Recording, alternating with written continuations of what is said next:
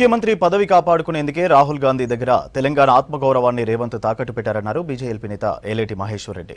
గుజరాత్ గడ్డపై మోదీని విమర్శించే స్థాయి రేవంత్ రెడ్డిది కాదన్నారు. దేశాన్ని ముక్కలు చేసిందే కాంగ్రెస్ అన్న విషయాన్ని రేవంత్ గుర్తుంచుకోవాలని చెప్పారు. ఆనాటి హిందువుల ఊచకోతలను దేశం మర్చిపోవద్దన్నారు ఏలేటి.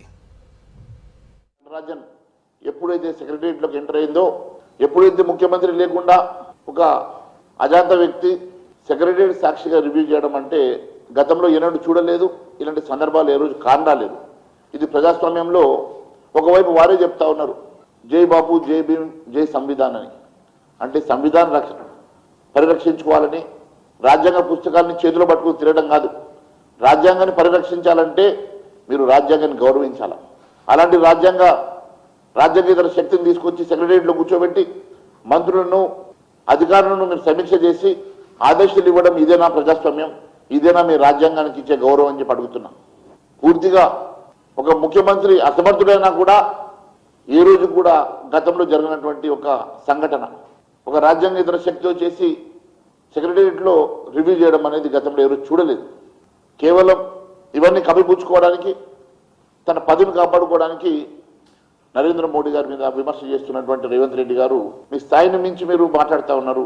నరేంద్ర మోడీ గారు మీరు ఏ గడ్డ మీద అయితే మీరు మాట్లాడారో ఆ గడ్డను 3 సార్లు ముఖ్యమంత్రిగా, ఈ దేశానికి 3 సార్లు ప్రధానమంత్రిగా ప్రజలు వారిని ఎన్నుకొని వారిని గౌరవించినటువంటి మహానాయకుడు గురించి మీరు మాట్లాడే అర్హత మీకు ఉన్నదా? నైతిక అర్హత మీకు ఉన్నదా అని చెప్పి అడుగుతున్నాం. ఈరోజు విభజన చేస్తున్నది ఎవరు? ఈ రాష్ట్రాన్ని, దేశాన్ని అతలాకుతలం చేసింది కాంగ్రెస్ పార్టీ కాదని అడుగుతున్నా. ఏదో మొత్తం 20 కోట్ల రూపాయలతోటి నేను రుణమాఫీ చేసిన అని కనీసం 60% కూడా రుణమాఫీ చేయకుండా తప్పించుకున్నటువంటి దుర్మార్గమైనటువంటి ప్రభుత్వం మీది కాదని అడుగుతున్నా. 420 హామీలు ఎగ్గొట్టినటువంటి పార్టీ మీది కాదని అడుగుతా ఉన్నా. 6 గ్యారెంటీలను ఎగ్గొట్టినటువంటి పార్టీ మీది కాదని అడుగుతా ఉన్నాను. ఏదో చేసినట్టు, ఏదో సాధించినట్టు రాహుల్ గాంధీ ఆశయాల కోసం చేసినామంటున్నారు కదా.